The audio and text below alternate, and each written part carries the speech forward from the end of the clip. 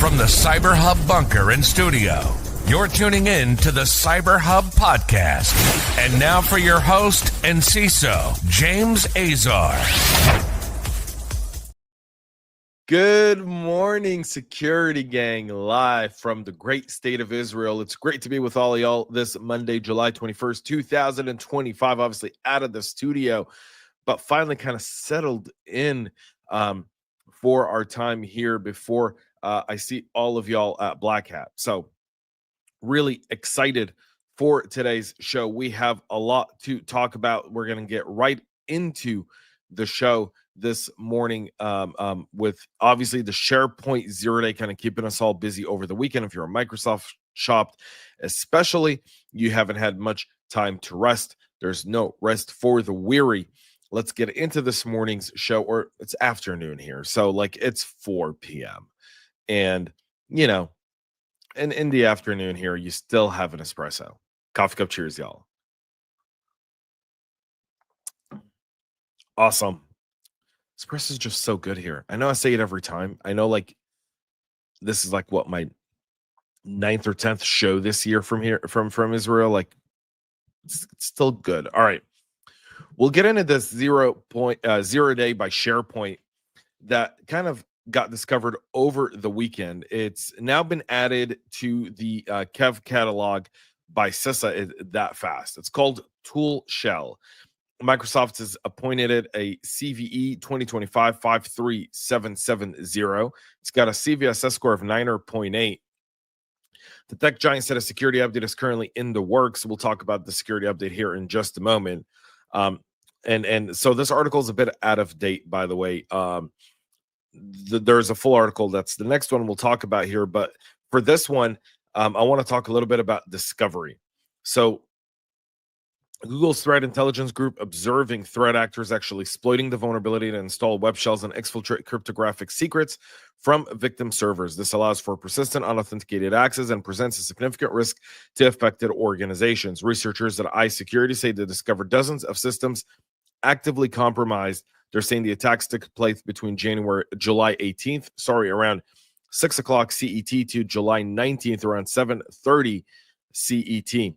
Palo Alto said on Saturday that it was also seen active exploitation of vulnerabilities CVE 2025-49704 and 49706 that both affect Microsoft SharePoint, and again, a combination of CVEs here. So for their end, Microsoft tirelessly working over the weekend, releasing security updates for 2 of their 0 days. The they're tracking as CVEs 53770, 53771, also known as Tool Shell. In May, researchers at Berlin's Pont-to-Own exploited a zero-day vulnerability chain called Toolchain, which enabled them to achieve remote code execution in SharePoint. The emergency update was released with a fix for both SharePoint Subscription Edition and SharePoint 2019. Microsoft said they're working on the SharePoint 2016 patches and that those are not yet available. So we have those there. SharePoint's admins should install the following security updates immediately, depending on the version you're on. If you're on version SharePoint Server 2019, you should have Kilo Bravo 5002754. If you're on SharePoint Subscription Edition, you need to have update Kilo Bravo 5002768. After installing the update, Microsoft urges admins to rotate SharePoint machine keys using similar steps. You can do it manually via PowerShell, or you can do it via Central Admin. All of those directions are on the screen right now, but if you're listening, you'll find them at cyberhubpodcast.com after the show. So we have that there. We'll get into another 0 day here. I mean, just a flurry of 0 days over the weekend and into this Monday morning. CrushFTP is warning the threat actors are actively exploiting a 0 day vulnerability tracked as CVE 2025-54309. It does allow attackers to gain administrative access via the web interface on vulnerable servers. CrushFTP is a file transfer server used by organizations worldwide for file transmission and, again, file sharing. But, again, this vulnerability happened on July 18th. Very similar to SharePoint. CrushFTP CEO Ben Spink telling Bleeping Computer that they previously fixed a vulnerability related to the AS2 and HTTP that inadvertently blocked the zero-day flaw as well. but they believe threat actor reversed engineered their software, discovered this new bug, and began exploiting it on devices that were not up to date on their patches. So they're essentially saying we addressed this. We actually had an update pushed out, but not everyone got to the update. And this is one of those scenarios that I think in cyber, we've got to solve this conundrum. And there's two schools of thought here, and none of them are good. And I don't know what's right or wrong at this point. Even as a practitioner, I mull this and I'm torn by it. Because when you do auto patching, you could potentially have a CrowdStrike-like situation that happened a year ago. However, if you wait for customers to patch, then your brand reputation gets hurt as the company who has a product that needs to be patched because your customers aren't keeping up with the patch cycle. And either way, it's a lose-lose situation. And it's like, automatic updates or automatic patching becomes far more difficult because of availability, because of confidentiality, and also the integrity aspect of it. This attack, by the way, for CrushFTP occurs in version prior to FTP v10.8.5 and v11.3.4_23. It's unclear if these versions were released, but CrushFTP says around July 1st is when those versions were out. Administrators who believe their systems were compromised are advised to restore the default user configuration from a backup dated before July 16th. Some indicators of compromise include an unexpected entries in main users/default/users.xml or a last logins field or new unrecognized admin level usernames like the one on the screen here. And again, all of these will be available on our website for reviewing the upload and download logs. For any unusual activity, you should do IP whitelisting for server and admin access. Use of a DMZ instance as enabling automatic updates. Again, the automatic updates in this case are significant. And, I'm waiting for the company to come in and actually do that. Say, we auto update all of our products. If you don't, we're just, you have to sign off on something, whatever the case may be, but we're going to do that. Well, that's not the only issue we have today as well. Fortinet releasing fixes for security defects on July 8th, crediting Kentros Kawani from GMO Security by Cybersecurity by Leary for reporting it. This is CVE 2025-25257. It's got a CVSS score of 9.6. It's an SQL injection issue that would allow unauthenticated attackers to run unauthorized SQL code or commands via crafted HTTP or HTTP request. The versions that contain the necessary patches are versions 7.6.4, 7.4.8, 7.2.11, and 7.0.11. And users are advised to either update as soon as possible or disable the HTTP and HTTPS admin interface if patching is not possible for whatever reason. The shadow server saying they only saw on Thursday of last week 35 FortiWeb instances where web shells were planted. However, that number dropped from 85 as seen on July 14th. And again, communication, urgency, and working helps get it there. Hewlett Packard Enterprises warning of hard-coded credentials in an Aruba instant on access points that would allow attackers to bypass normal device authentication and access the web interface. Aruba instant on access points are compact plug-and-play wireless devices designated primarily for small to medium-sized businesses to offer enterprise-grade features like guest networks, traffic segmentation with cloud and mobile app management. The security issue tracked as CVE 2025-37103, rated critical with a CVSS score of 9.8, impacts instant on access points running firmware versions 3.2.0.1 and below. These hard-coded login credentials were found in the networking instant on access points, allowing anyone with knowledge of it to bypass normal device authentication. The vulnerability was discovered by UBSectech Cyrus team security researchers using the alias ZZ, who reported it directly to the vendor. So you want to make sure you get that updated as well. Our friends here over at Rico and a good friend of the show, Devere Sasson, sharing this with me over the weekend, how the team there broke Cursor's background agent and took over an EC2 instance. And so Cursor is being used, vibe coding, AI-generated code is becoming more and more popular. And over the years, in the next year or two, it's expected to reach 70 to 80% market penetration. Obviously, we're seeing Cursor and Windsurf, both of these kind of AI code generation platforms, and kind of like destroying the IDE market as we know it, destroying revamping coding as we know it. I mean, destroying the traditional Visual Studio type of IDEs. So let me just be clear about that. But vibe coding is a thing. Cursor and Windsurf are in every single one of our environments. If anyone's using AI generated code, it's there.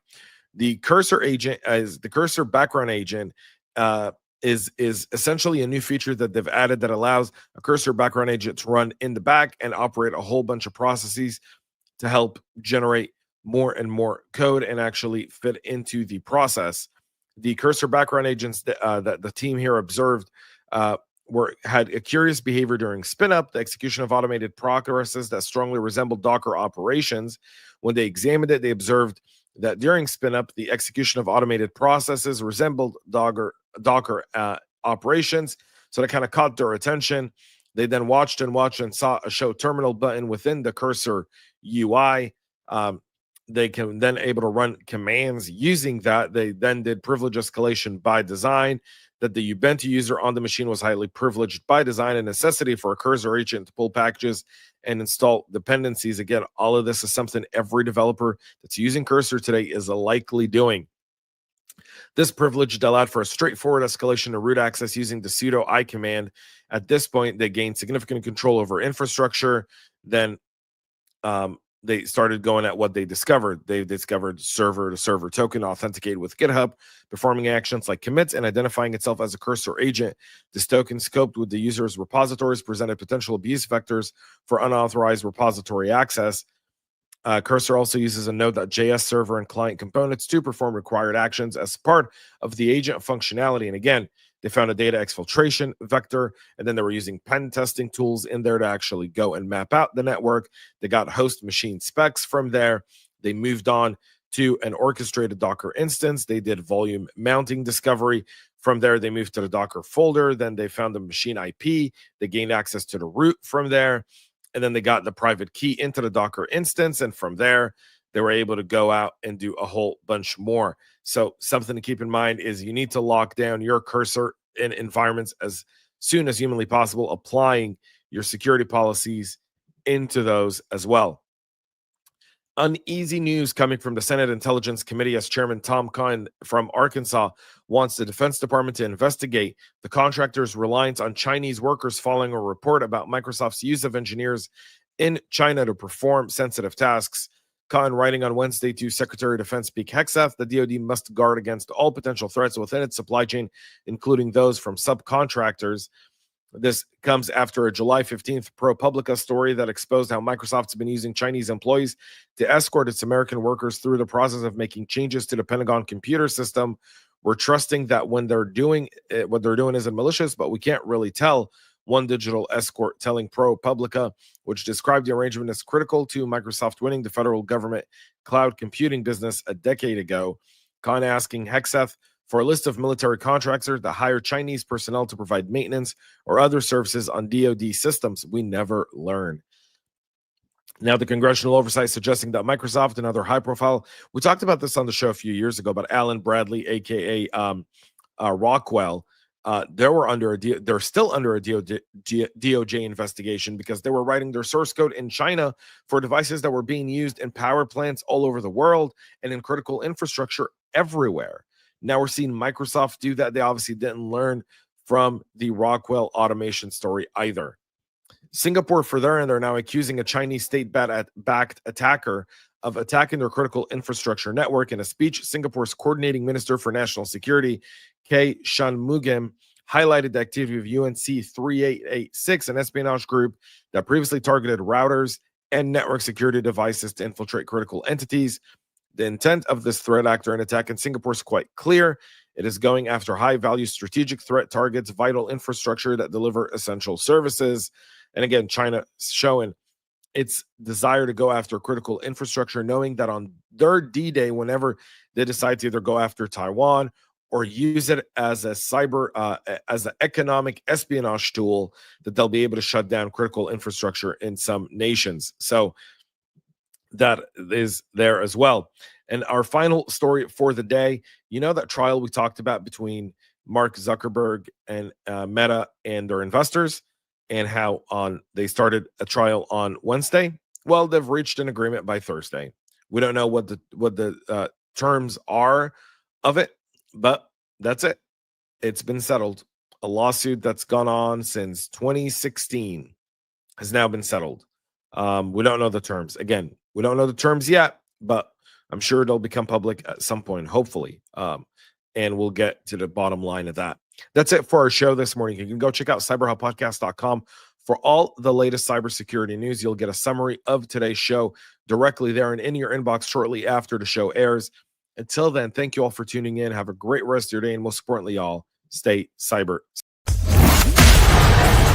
We love feedback, so make sure to connect with us on social media and subscribe to our podcast on your favorite podcast listening platform.